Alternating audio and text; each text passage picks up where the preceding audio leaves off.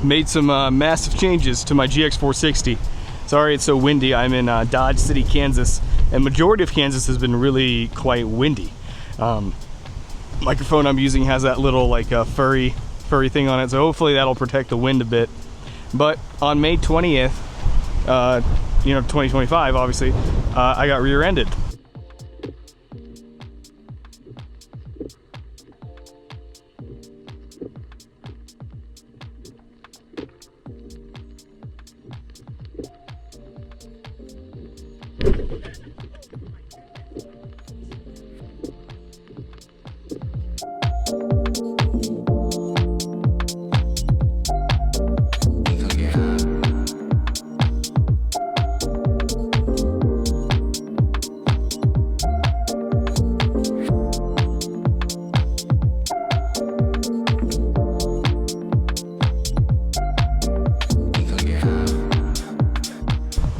And June 19th, I'm taking a road trip all the way to California. My first stop is Chicago.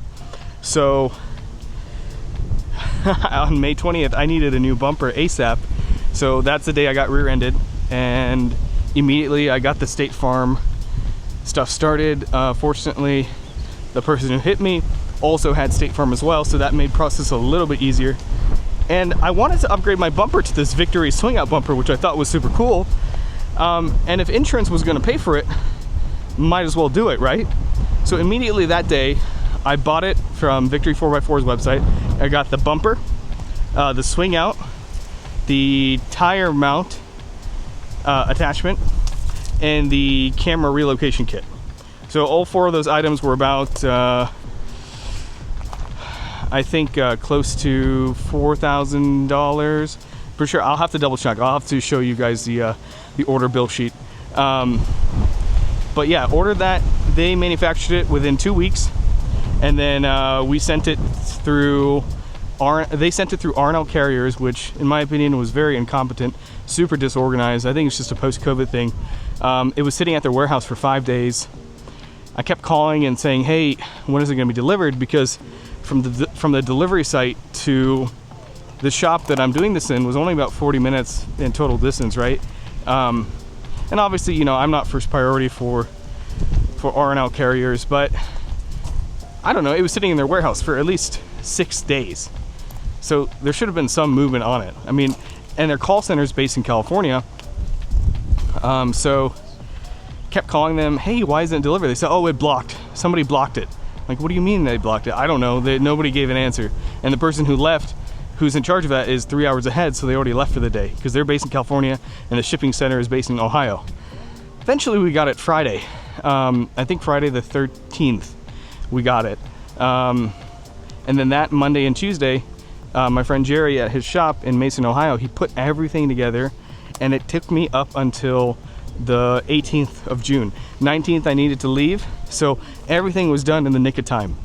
And as a result, there's some things that I think still need to be touched up a little bit. Jerry did an amazing job. He installed all this in just a short amount of time. We're thinking about just painting this a little bit black to just kind of blend in with this a little bit. We also upgraded the springs to stage 3 ride springs that can handle a significantly more amount of weight, because previously what I had were Icon 2-inch springs.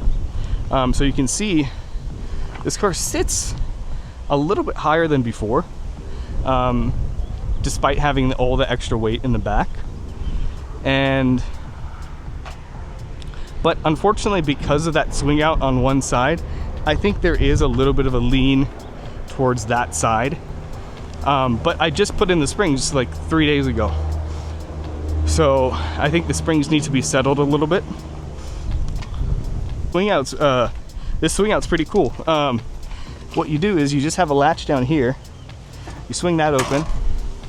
Let's see. You swing that open, and it stops automatically, and it sets in place here. But yeah, that's the only way to access the glass or the hatch itself. I'm taking a big road trip, right? So I got a bunch of stuff in my car. But yeah, let's see, if you open this all the way,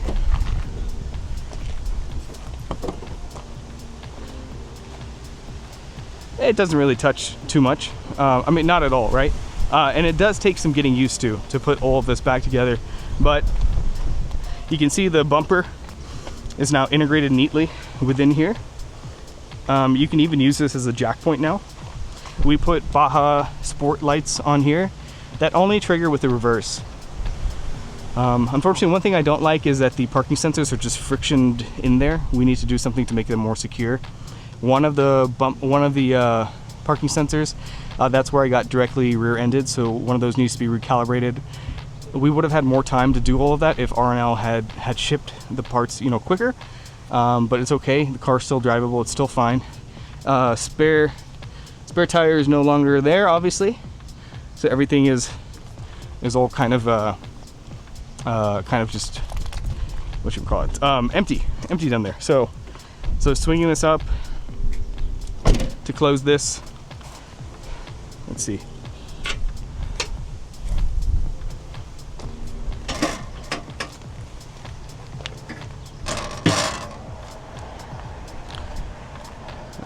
So that's how it closes. You swing, you pull this up a little bit, you give it a little give, and then you swing it back, and then you latch it back into place. And it's pretty nifty. Visibility is a little bit okay, right? I mean, you've got the tire in the way. But for the most part, it drives fine. I'm still getting 15 to 16.8 miles per gallon, which is not terrible on the highway. Baja lights, I had those originally on. So normally how this night-top bumper goes is it's supposed to go on these proprietary mounts here, but for the amber lights I wanted them to swivel, so I got these badass mounts and I wanted them to swivel. So, but unfortunately when I walked out of the hotel in Chicago, one of them was broken. It was dangling off. It was just, I don't know how that happened because this one was stable, so I don't know if somebody tried to rip it off or what the case might be.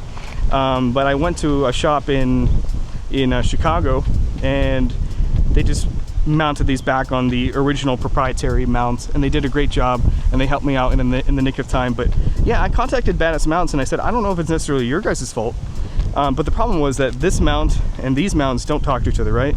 They're incompatible parts. So the shop that put these in back in Ohio, my friend's shop, he had to like specially design something to put them in place. So there's like some glue and things like that. I don't know how they were put together, to be honest.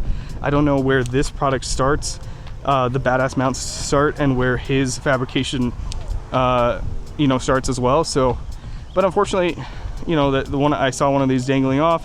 These aren't cheap. A pair of these are about like 150. So, but other than that, I mean, we got the lights fixed. They're back to normal. I need to put another D-ring here because the flag mount that I have here, we put that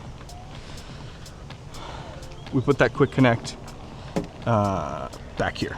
So that quick connect is back there. Yeah, so that was the only frustrating thing about the mounts, and I don't know, it's just my OCD. Like, I've got to get that taken care of ASAP, even though it's not gonna affect my drive or anything like that. It's just, I don't know, it's just something I had to do, if that makes sense. On the day I left, the 19th, on Juneteenth, I had a service change, 30K service at Lexus. They did the brake fluid, they did the differential fluid, they did, I don't think they did the transfer case fluid, rotated the tires, balanced it. They did not do an alignment because we still need to wait for the springs to settle, and because they only do an alignment in the front.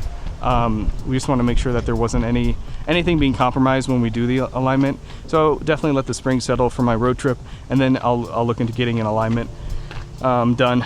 But car's in tip-top shape. It's healthy, it's clean, and it's just very, I don't know.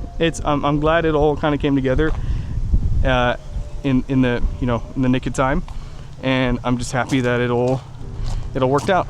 So today, you know, I'm in Dodge City, and I'm gonna take some time to explore some of the history here, and then I'm gonna make my way to Colorado. But yeah, thanks for watching. Sorry I haven't posted so much. I didn't want to post until, you know, I got the rear ending, you know, stuff all sorted out, but here it is.